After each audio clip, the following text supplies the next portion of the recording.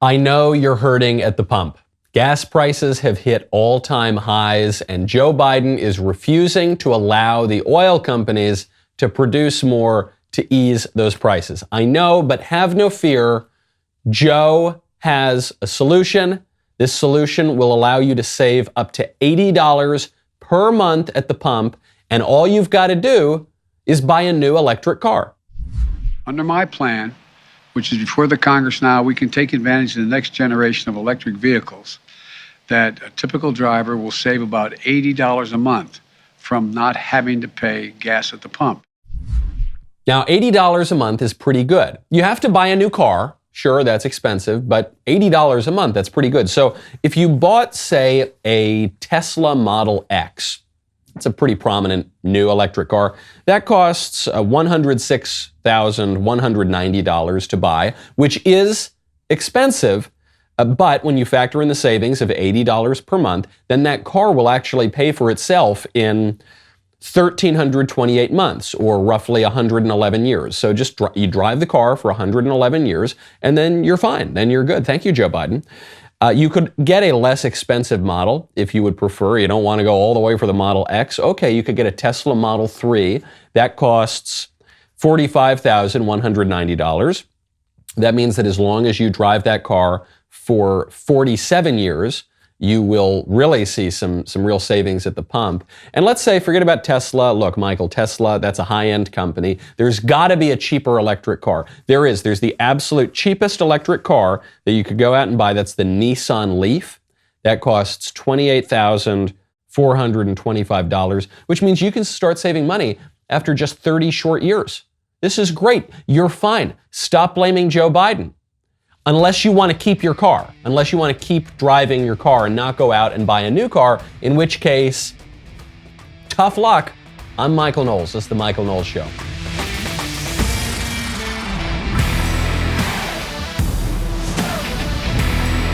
Welcome back to the show. My favorite comment yesterday is from Ocean Rider 68, who says, this is apropos of my speech last night, all Justice Clarence Thomas has to do is declare himself a woman, and he would be the first black female Supreme Court justice. This would effectively negate the qualifications for the Supreme Court of the current nominee. That is true. Joe Biden nominated Ketanji Jackson because she's a black woman to be the first female justice. Clarence is frankly a sort of ambiguous name anyway. That would be really delightful. I hope that he does that. That would get my blood flowing. That would make me feel happy and satisfied. You know what else makes me feel happy and satisfied? Good Ranchers. Right now, go to goodranchers.com/Knowles. Do you know what I had for dinner? Unfortunately, I've been on the road this week. Do you know what I had for dinner last week? I had delicious burgers from Good Ranchers. I love all their stuff from Good Ranchers, but the burgers are my absolute favorite. Do you know what kind of burgers I had? Wagyu burgers. That's right. High-end, juicy, delicious. Sometimes I grill it. This was made in the pan even more. I just love these guys. And then I did actually, right before I flew out here, we had Good Ranchers New York strip steaks, which were marvelous. They were absolutely marvelous. The quality of this meat is through the roof. And then the prices are shocking. The prices are so inexpensive, especially with inflation now driving our food costs up through the roof. And then all of their meat comes from America. Unlike the stuff you're getting in the grocery store, sometimes 85% of that meat is not actually made in America, even if it says it is. On every single aspect of your meat consumption, Good Ranchers is giving you exactly what you want. They're just phenomenal. You can get a $30 discount right now on prime steaks and better than organic chicken. The chicken's delicious. Go to goodranchers.com/Knowles. Save on the quality you've been looking for. Take the guesswork out of the grocery store. Save a ton of money right now. Make your meat consumption inflation-proof. You can subscribe if you want right now, and you're locked into your price for life, which is completely insane. Go to goodranchers.com/Knowles. Use code Knowles. Get your box of 100% American meat, $30 in savings. Combat inflation with American meat delivered. We've got a schizophrenic energy policy right now coming out of the White House. We've got always a glib and ridiculous energy policy. Go buy a Tesla. That's what you're hearing from Biden. That's what you're hearing from Pete Buttigieg. But we're also getting an incoherent energy policy beyond the sort of flippant remarks about going out and getting a Model X. Joe Biden has decided on a policy that actually could temporarily reduce prices at the pump. That policy will be to release 1 million barrels of oil per day from the U.S. Strategic Petroleum Reserve. We've had the Strategic Petroleum Reserve since the 1970s. After there were gas shortages, we decided to stock up on gas, so we could release that gas. That would reduce the price at the pump. American consumption of oil is 20 million barrels of oil per day. So if you release 1 million barrels of oil per day, okay, that's 5% of our oil. That should do something. How much oil do we have in the petroleum reserve? We have 593.6 million barrels there. So Biden has said that he'll do this for up to 180 days. That would put a serious dent in the U.S. Strategic Petroleum Reserve, but hey, it's there for a reason. So maybe that's what we're going to do. Okay, I'm not completely knocking the policy, but you do have to wonder, why doesn't Biden just let U.S. oil producers produce more oil? This is an artificial problem. It's not as though the U.S. oil producers are at maximum capacity right now, and there's just nothing we can do, and it's Putin's fault that we can't get any more oil out, and it's Iran's fault, and it's Saudi Arabia's fault. It's not. That's not true. It's Joe Biden's fault that we're not making any more oil. It's because the moment Joe Biden came into office, he cut it off. He said, no, we're not going to build more pipelines to ship the oil. No, we're not going to have new oil and gas leases. We're going to temporarily suspend them. He did that right after he took office. And then more recently, he said that that suspension is going to be indefinite. So this is an artificial problem created by Joe Biden. And now it's killing Biden in the polls. So he's trying to sort of reverse course. He's even making public statements castigating the oil companies for not making more oil, the same oil that he said they can't make more of. Biden just said, quote, "They can put those profits to productive use by producing more oils, restarting idle wells, or producing on sites they are already leasing." Biden did admit that it takes months, not days, to ramp up production, but he said after he does this strategic release in the meantime, he wants these oil and gas companies to start producing more oil. And the Democrat line on this is that these oil and gas companies, they're sitting on these really, really productive oil leases. They just don't want to do anything with it. They've got 9,000 oil permissions that they can start drilling, and they just don't want to. These greedy, selfish oil companies, they want more for some reason, even though those 9,000 would be productive. How stupid do you need to be to notice that oil right now is at all-time highs, and the oil companies, for some reason, just don't want to make money? No, that's not what's going on. It's that the leases that they currently have are not going to be cost effective. They're not going to be productive. They're not going to be profitable. Another problem here is that sometimes on some of these oil leases, they don't have any way to transport the oil once they pump it out of the ground. And in part, this is because Joe Biden is killing oil pipelines. He's okaying oil pipelines for Vladimir Putin. That's what started the war in Ukraine. That's even according to the Ukraine president, Vladimir Zelensky.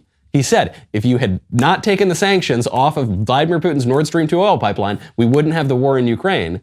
So he gives pipelines to Putin, but Biden won't let Americans have the pipelines, which is in part why some of these oil leases are not going to work out. But that's even besides the point. If Joe Biden's opinion right now is that the oil and gas companies need to produce more, then okay, give them new leases. But that's not. He's arguing two contradictory points at the same time. Because the issue with the new oil and gas leases is not that it's inefficient or that the oil companies are sitting on old ones. Joe Biden's argument for not giving the oil companies permission to pump more oil is that it will harm the environment. It's not some sort of economic efficiency issue here. It's an environmental issue. The argument was, we do not want more oil on the old leases, on the new leases, anywhere. We want to move to clean energy. We want to power our country on unicorn tears and rainbows. That was the argument.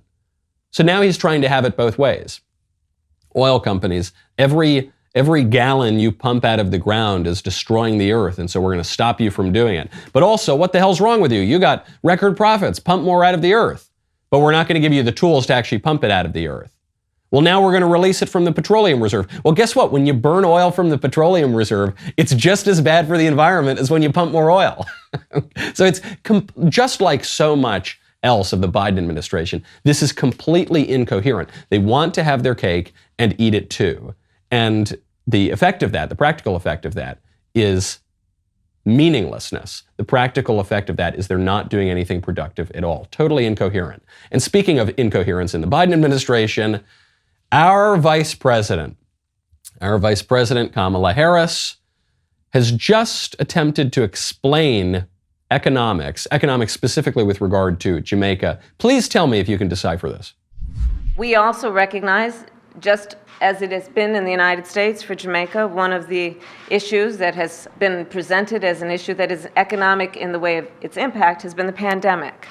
So to that end, we are announcing today also that we will assist Jamaica in COVID recovery by assisting in terms of the recovery efforts in Jamaica that have been essential to, I believe, what is necessary to strengthen not only the issue of public health, but also the economy. Ben, why did you not pack the bong in the travel kit so that I could understand what the vice president had to say? Why? This is so unprofessional. I have a Kamala bong in my desk for a reason, because when she comes out and she says things like the economic recovery is designed for the recovery of in Jamaica and especially for the economy, and we must do what we've been doing, and the time to do what we do is now to be doing. I have the bong so that I can try to understand what the vice president is saying. But now I can't. Frankly, I probably couldn't, even with the bong. I am not in the studio right now. I am just outside of a college campus. I was speaking at Washburn University last night. This was for Trans Visibility Day. The thrust of my speech was why conservatives need to completely stop tolerating transgenderism in all of its forms everywhere for everyone. This excited some of the leftists on campus. There was a massive protest before my speech, and it wasn't just protests from the Washburn community. It was protests from surrounding schools. There was actually a professor at the University of Kansas who encouraged her students to come protest me. You want to talk about incoherence? We'll get to what was said at this protest in just a second. First, though, it's very important to listen to the people that we talk to, okay? It's very important to have respectful and civil dialogue, okay? There was a lot of shouting at this protest last night. Now, when you want the productive kind of shouting, I would recommend you check out Shout Out. Right now, download the Shout Out app. Have you ever wanted to send your conservative uncle a fun, personalized birthday message from one of his favorite conservative celebs? Have you, more importantly, wanted to send your liberal cousin a birthday message from one of her least favorite conservative celebs? Well, you can do it now with Shout Out. Shout Out is the place to do it. They've got the most popular personalities on the right. You can get a customized video from the likes of Steven Crowder. Ever hear about that guy? From the Hodge twins, JP Sears, Jason Whitlock, Alex Jones. That's the one I want. If anyone wants to get me a birthday present, I guess my birthday is not for about 11 months now, but next year I want this. Michael, I want you to have a happy birthday and don't drink the water, Michael. So you can get it at a Shout Out right now. Go to the Apple App Store or Google Play, download the Shout Out app, and you can easily go in there and get your favorite conservative celebs to send that personalized greeting for whatever it is. It's a birthday, it's a bachelor party, whatever you want. Head on over, get the Shout Out app today. Jennifer Raff, a professor at the University of Kansas, encouraged her students to show up to my speech last night at Washburn University, not to listen to the speech, not to go in, she didn't encourage that at all, but to protest me outside of the speech. She said, "Hey Jayhawks, let's show our support for our neighbors at Washburn today at 4:30, hashtag ending this transphobic madness." This is a professor, an associate professor of anthropology at the University of Kansas. Extremely unprofessional. Can you imagine what her students must think? Certainly her conservative students or her Republican students, but I suspect the vast majority of her students. Because the transgender issue is not just a left versus right, Republican versus Democrat kind of issue. More than half the country knows that men aren't women. I suspect the vast, vast majority of the country knows that men and women are different. This transgenderism issue is an issue that is believed by, I would estimate, 10 to 20 or 30% of the country at most. I'm being as charitable as I can.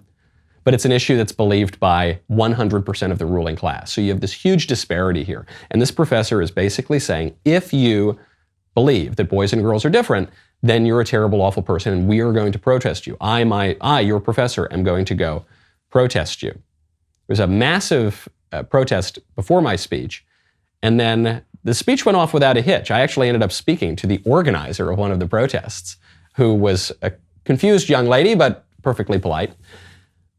There were I think the room last night held about 350 people. That was the only downside of the speech, because there were, I think, a couple hundred people who were outside who ended up streaming the speech on their phones outside of the room. But it was a really wonderful crowd, really respectful. There were great questions. I spoke to one young woman. She came up during the question session, and she said, Michael, I had gender dysphoria.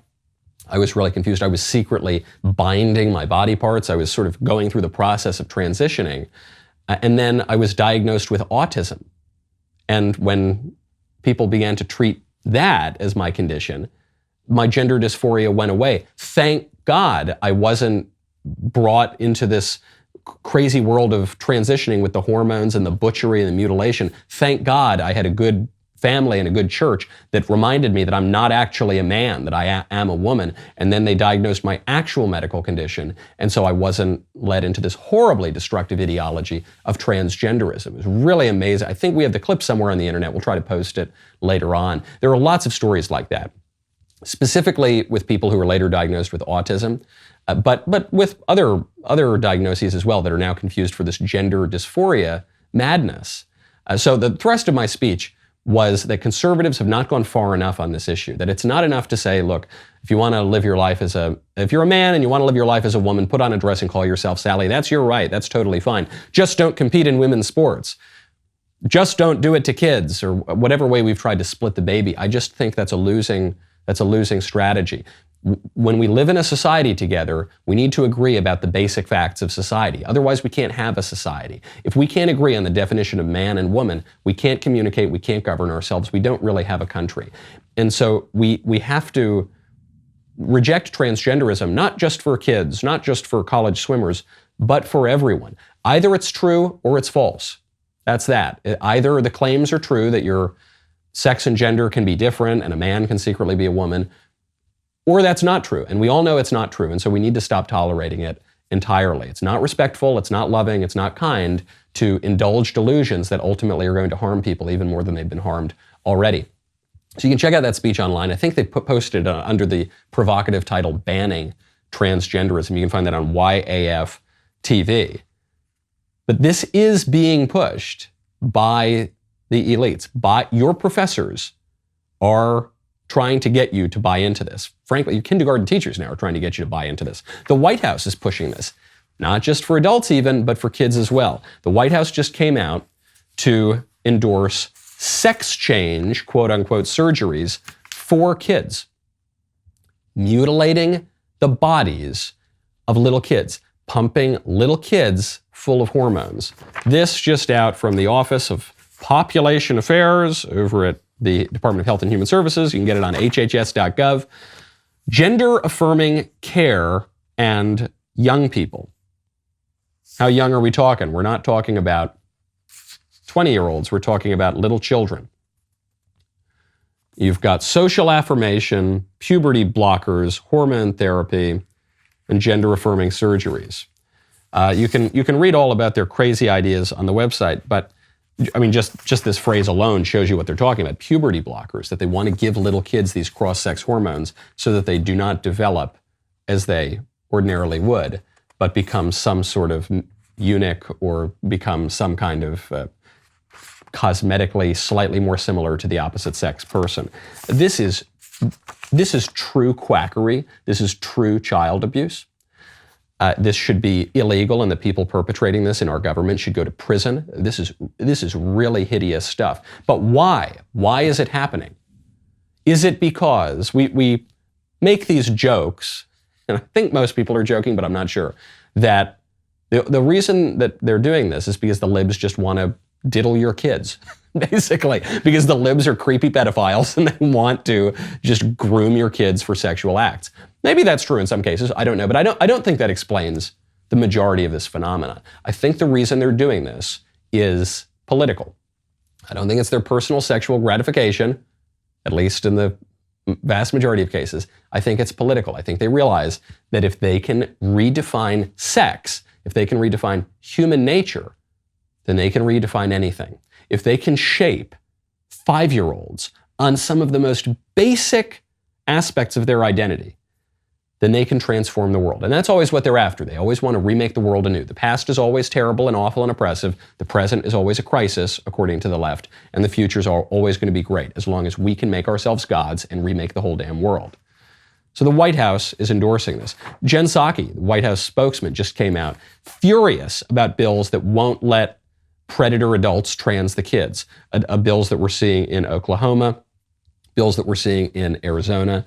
She says that these sorts of bills are extreme and harmful. They're unacceptable, and the White House won't stop fighting for the justice and equality of chopping off kids' genitals. Joe Biden just rolled out gender-neutral passports, quote unquote. Seems like a little bit of a national security risk to me, but there you have it. The State Department is now letting American citizens choose a third sex. You can be male, you can be female, or you can be X on your passport for people who are neither male nor female. But those people don't exist. That's not real.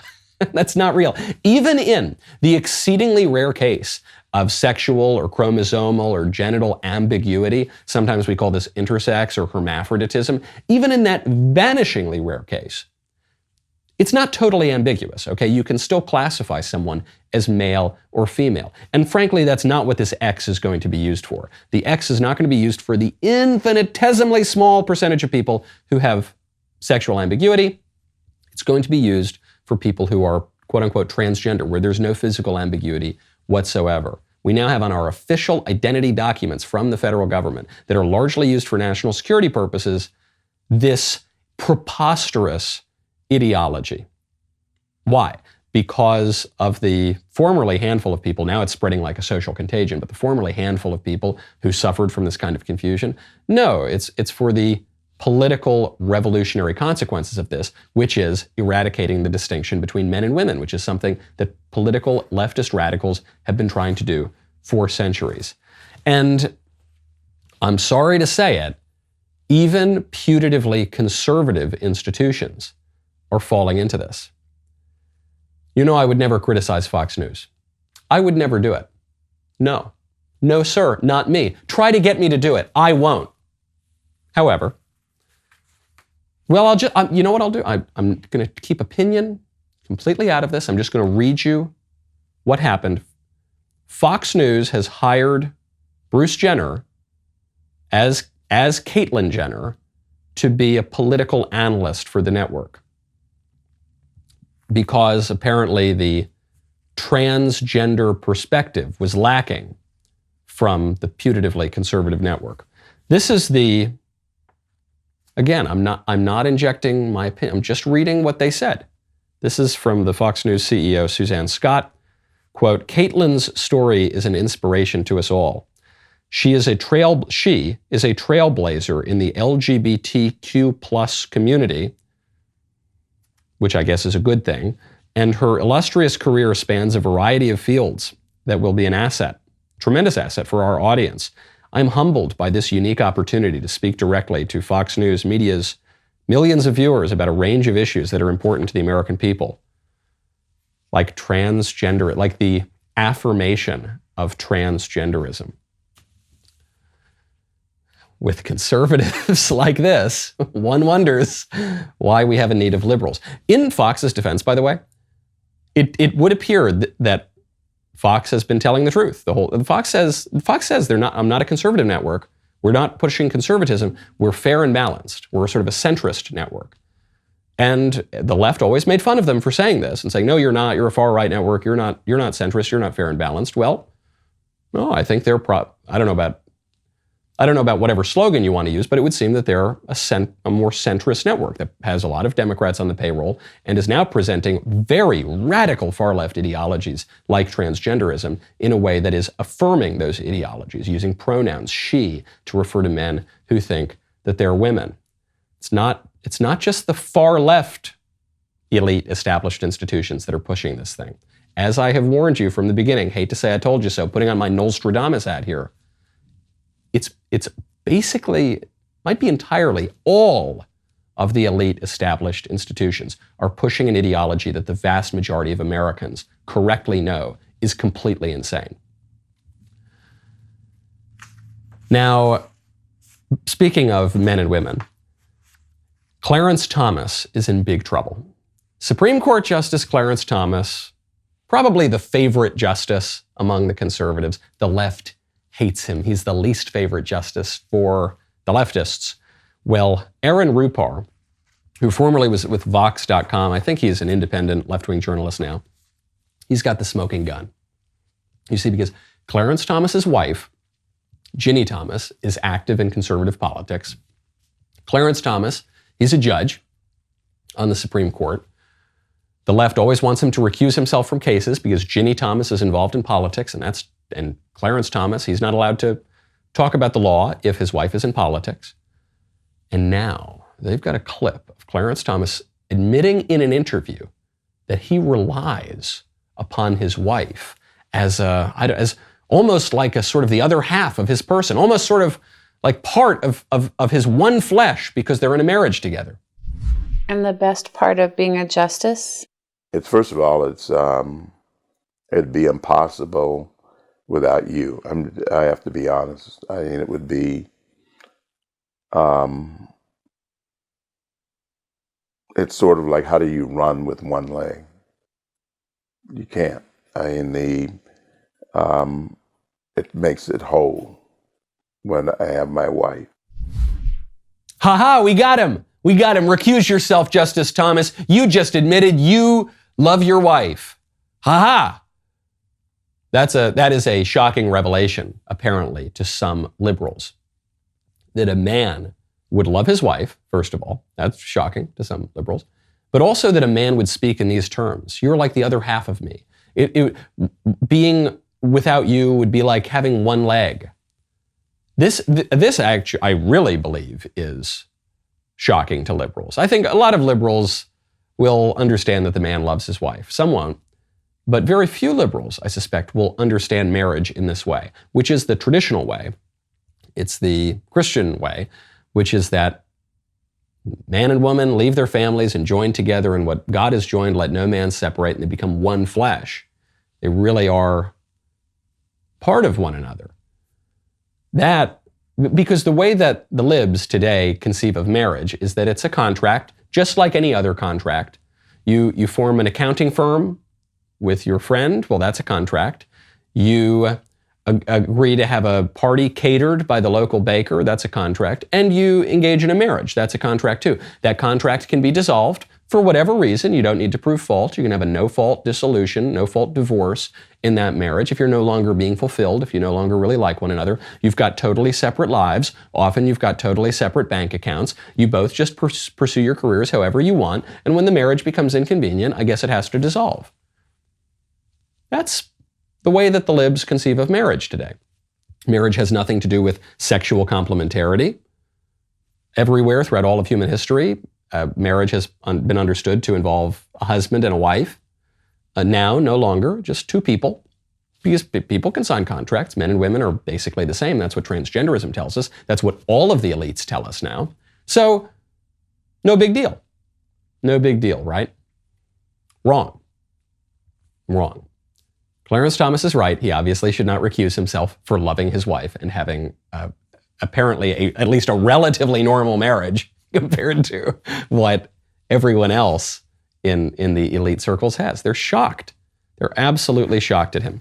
Speaking of men and women and loyalty, J.D. Vance, who's the author of Hillbilly Elegy, he's running for Senate in Ohio now. He's running on a much more conservative platform, culturally conservative platform than many other Republicans. He's in hot water because, you see, Marjorie Taylor Greene, She spoke at a conference that had all sorts of nasty people at it, and she didn't say anything wrong at the conference. No one really objects, but she was associating with people who are mean and nasty and terrible, and so the left basically wants to cancel her and is trying to get anyone who's associated with her to condemn Marjorie Taylor Greene, not for saying anything wrong or doing anything wrong, but appearing in an event that was unsavory. J.D. Vance refuses to do that. This highlights something, Karen, that I really don't like that the media does, and they do it to Republicans, of course, they never do it to Democrats, which is they play this guilt by association game where they get us to stab our friends in the back, and then we wonder why the left always wins, even though we sometimes win elections because we're constantly stabbing our friends in the back. The accusation against Marjorie is pretty simple, that she appeared at a conference where somebody said something bad. And I asked, did she say something bad at the conference? I actually watched her remarks. I agreed with nearly every word that she said. I hate this about politics. I was raised by my mamaw. She's a great woman. She's from southeastern Kentucky. She called us hillbillies growing up. And she told us that the thing that mattered more than anything, was loyalty. There's no business in the world that asks you to stab your friends in the back like politics. I absolutely refuse to do it to Marjorie Taylor Greene. She is my friend, and she did nothing wrong. She said nothing wrong, and I'm absolutely not going to throw her under the bus or anybody else who's a friend of mine. I love this response because he's totally ignoring whatever claims the libs are making. Whatever guilt by association claims the libs are making about Marjorie Taylor Greene. He's saying, hey, did Marjorie Taylor Greene say something wrong? No, she didn't. She just said completely mainstream things. She just showed up to an event, one event among probably hundreds that she does every year, that because you can have guilt by association, you're going to try to get me, someone who's sort of associated with her, to condemn her. No, I don't think I'm going to do that. No, I don't. And he says something so important. People really ought to keep this in mind. Loyalty matters. Loyalty matters in your personal life and in politics. Frankly, it matters to a very high degree in both. It probably matters more in politics, but there's a great temptation in politics to throw your friends under the bus the first time that it's convenient, the first time you catch a little heat because your buddy does something wrong, your political ally does something wrong, or is even accused of doing something wrong. Then all of a sudden, we throw everyone under the bus. The libs don't have this problem. The libs stick together. When they do things that are very wrong, actually, they stick together. I don't have time to get really into this today. We'll have to get to it next week. But I'll give you an example of this. The Hunter Biden laptop was completely real. The entire liberal establishment said it was completely fake, and they called it disinformation, and they shut it down. And I would suspect most of them knew that it was real, but they lied, and they all covered up for one another. The Hunter Biden laptop, which now even the New York Times, even the Washington Post admits is real, shows that not only was he profiting from crooked contracts from the corrupt Ukrainian oligarchs, not only was he profiting all around the world with his father's name, but he was making millions of dollars from China. Previously, we had been told he didn't actually solve the deal with China, that it was just on the table, but he didn't actually make any money. No, it turns out the guy made just under $5 million from the Chinese, from a crooked Chinese energy company between 2017 and 2018. That was in a retainer and in consulting fees. And by the way, he was holding big chunks of equity, valuable assets for his father. 10 held by H for the big guy. That's the line that no one wants you to talk about. So we'll get into more of the Hunter Biden laptop next week. Just a reminder that forget about guilt by association. You showed up to some conference, someone said something at the conference. We're talking about extraordinarily high-level corruption with national security implications in China, in Ukraine, from Russia, that the son of the president was doing, potentially to benefit the president himself, and the entire liberal media stick together, and it was politically very effective. So if they're going to do that with things that are extremely unjust and immoral and corrupt, can't we do that when we don't need to do things that are unjust, when we don't need to do things that are corrupt, when we don't need to do things that are immoral, when we just need to stick by our friends and allies in politics? I think we can. I believe conservatives can, and I think that we should. It'll help everyone sleep easier at night, kind of like when you sleep on Boll and Branch sheets. Right now, go to bollandbranch.com, promo code Michael. Boll and Branch are the greatest sheets I have ever slept on. I love them. I got a freebie early on when we started this show, and like a drug dealer, they got me hooked, and now I buy them. They're so amazing. I've learned a lot about sheets. Did you know, for instance, you always hear about this, the thread count. You always hear about the thread count in the sheets. Did you know thread count doesn't matter really at all? What matters is the quality of the threads. That's much more important. And with Boll and Branch, you are getting the top quality, best 100% organic cotton threads on earth, a far superior softness for a great night's sleep. Multiple U.S. presidents have slept on Boll and Branch sheets. More importantly, I sleep on Boll and Branch sheets. I absolutely love them. They've got over 10,000 stellar reviews. They're 100% free from toxins, no pesticides, none of that, all those harsh chemicals. It's just amazing. You get a 30-night risk-free trial with free shipping and returns on all orders. Try it out. You're going to love it. At the end of 30 days, you're going to order more sheets. Get 15% off your first set of sheets. Use promo code Michael, M-I-C-H-A-E-L, at bollandbranch.com, B-O-L-L-A-N-D, branch.com, promo code Michael.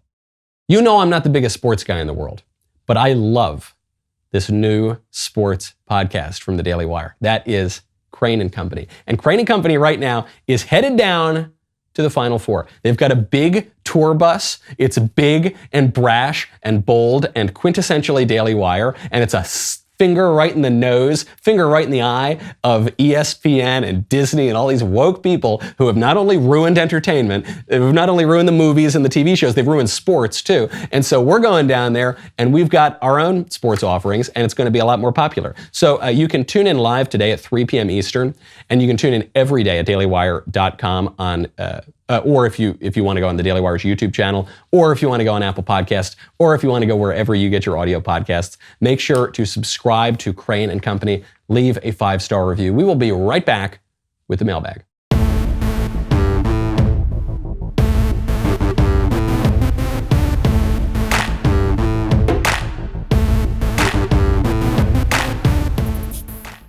Welcome back to the show. We are now in my favorite time of the week. That would be the mailbag. First question up from Ben. Hey, Michael. My wife and I are in our 20s and are very happy with just the two of us. We've talked about kids, but neither of us are sure we actually want them. As Christians, we are obligated, /called, /supposed to have children. We're not sold on having kids, but we also want to live a life and have a marriage pleasing to God. Thank you for all you do. We love the show. That's so wonderful to hear this question. Thank you for the compliment. And I love this question in particular because there's a very simple answer. Yes, have kids. That's it. We can move on right now. Not everyone in a marriage gets to have kids. A lot of people don't get to have kids. A lot of people struggle with infertility and it's extremely painful for them.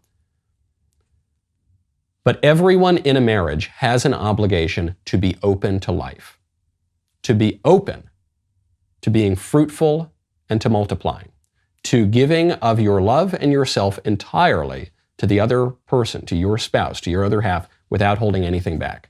Yes, you do have that obligation. I sympathize with you. I empathize with you, frankly, because you're in your 20s and you're having fun and you're going to brunch and you're going out and having a good time and you're living that dink lifestyle, double income, no kids potentially, and you can go on fun vacations and you can go to nice restaurants, and that's great and it's fun. And I did it myself in my 20s, and it's so great, isn't it, to not have a lot of responsibilities and to go on and do it.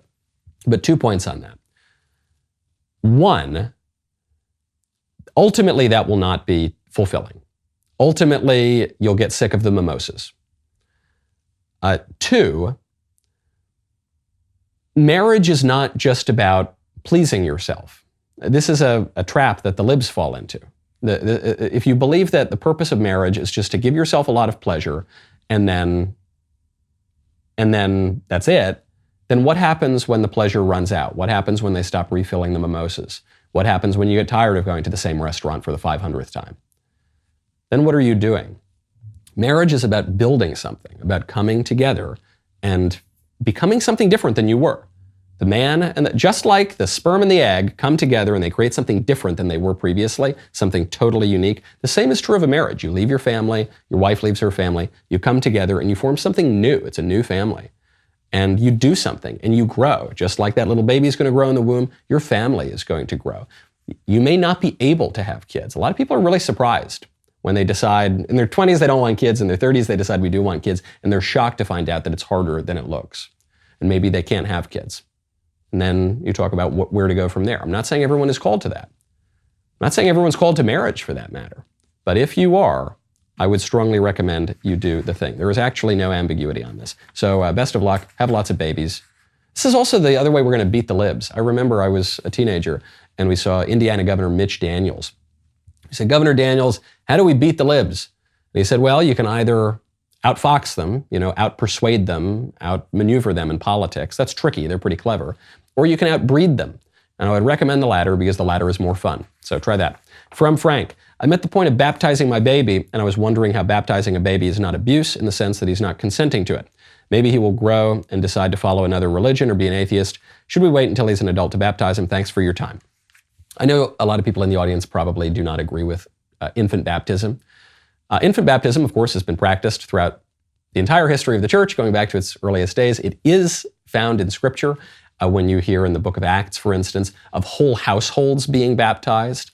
It's alluded to, I certainly believe, and it is traditionally understood to be found in Scripture when Christ says, let the little children come to me, not just the children who are rational and consent and they're past the age of maturity and they're in their teenage years, but the little children too. But beyond anyone's qualms with infant baptism, that's actually not the point of this question. The point of this question is, should I do something to or for my child that he can't consent to? And the answer to that is, duh, of course. Is it morally licit to do something to or for my child without his consent? Yes, of course. That's everything you do for your child. I don't think your child consents to nap time all the time. I don't think your child probably consents to eating his broccoli. But you have him do that anyway, because that's what it means to raise a child. That's what it means to educate someone. Education is in many ways coercive. I don't think your child is picking out his clothing. You are coercing your child to wear his winter jacket when it's snowy outside. You're making decisions for your child because that child is in your care and you are raising that child. The same is true in his academic education, and it's certainly true in his religious life. Even beyond the question of baptism, are you going to take the child to church? He's not consenting to it. How do you know that one day he won't decide that he wants to be a Jew or a Muslim or a Hindu? So isn't it wrong to take him to church, spending all of his Sundays at church? Are you going to read the Bible to your child or have your child read the Bible? What if he doesn't want to? What if he wants to end up becoming a Buddhist? Well, he won't even have that choice if you don't educate him. This is even beyond the question of religion. This is one of the paradoxes of education, is that the point of education is to make you free. But the only way to become educated is to be forced to be educated.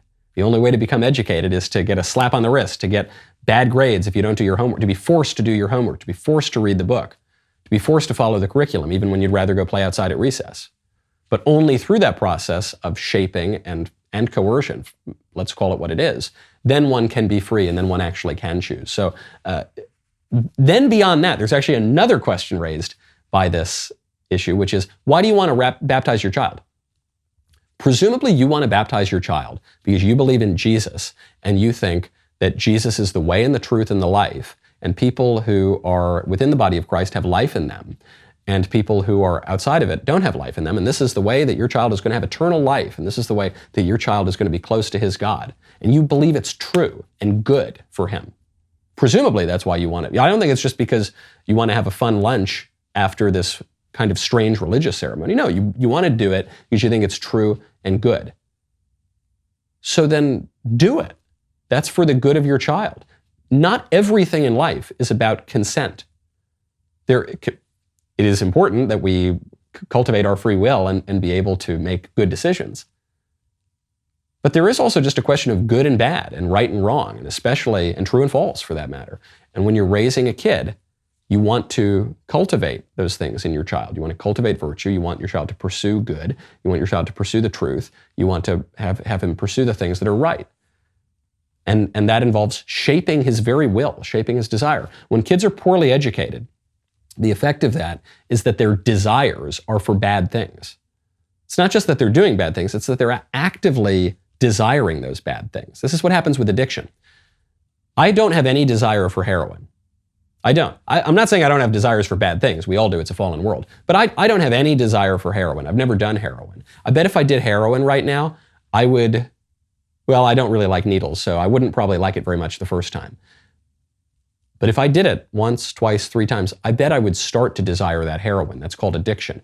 And my very desire would be turned for something that was harmful and destructive. And so you're shaping the desire of your child. You're shaping the very way that his consent and his free will work. All of which is a long way of saying, get your kid baptized. From Sam, Dear Michael, I sometimes struggle with overthinking about my past and second-guessing things I did not do, or chances I did not take.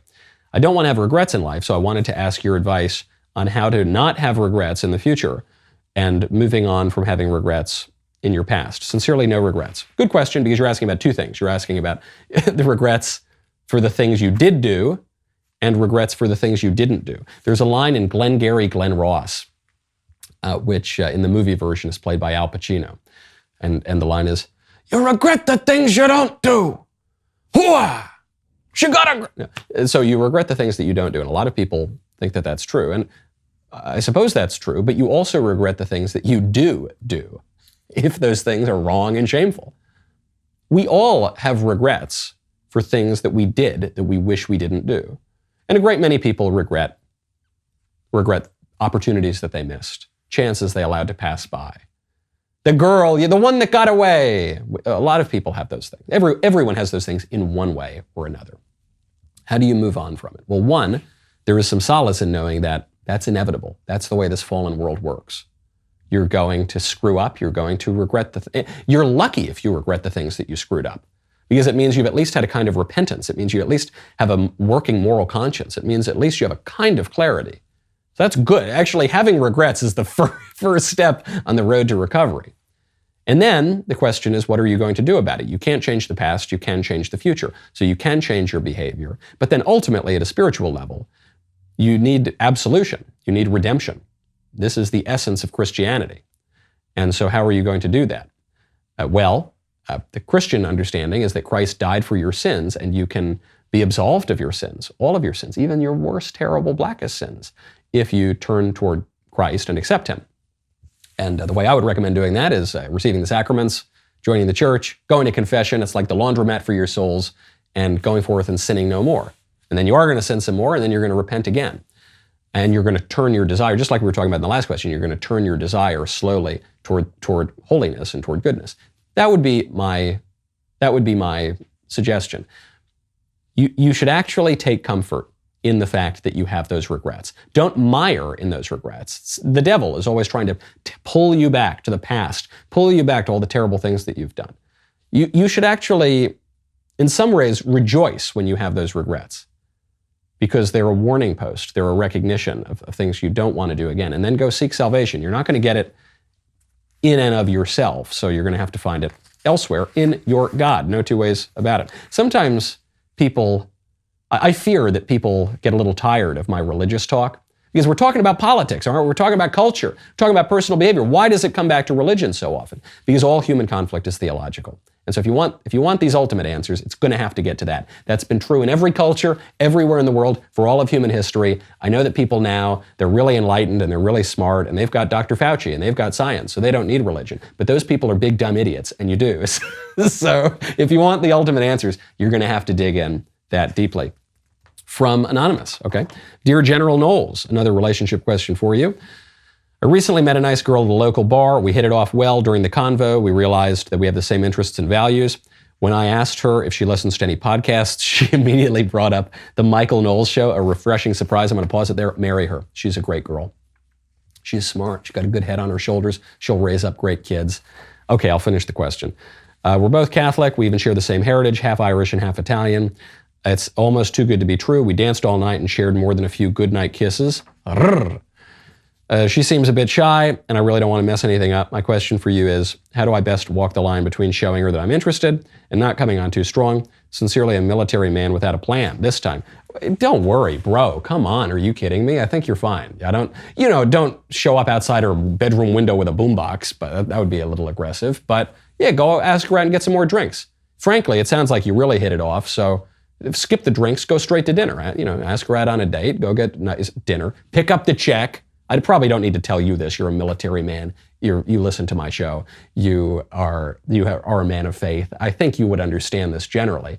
But, act like a man, act like a gentleman. You don't want to seem desperate. You're not desperate, but you're interested. You're eager. You're attracted to this girl. You're confident. Girls like that, okay? You don't need to worry about playing coy. You're not a 12-year-old, all right? You're a man. You know what you want. You want the right stuff. You want to go get it. Enjoy. I'm Michael Knowles. This is The Michael Knowles Show. See you on Monday.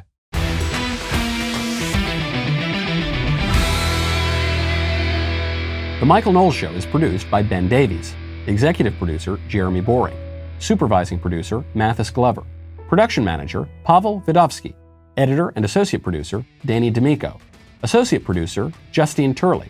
Audio mixer, Mike Coromina. And hair and makeup by Cherokee Hart. The Michael Knowles Show is a Daily Wire production. Copyright Daily Wire 2022. Hey everybody, this is Andrew Klavan, host of The Andrew Klavan Show. Some people are depressed because the Republic is collapsing, the end of days is approaching, and the moon's turned to blood. But on The Andrew Klavan Show, that's where the fun just gets started. So come on over to The Andrew Klavan Show and laugh your way through the fall of the Republic with me, Andrew Klavan.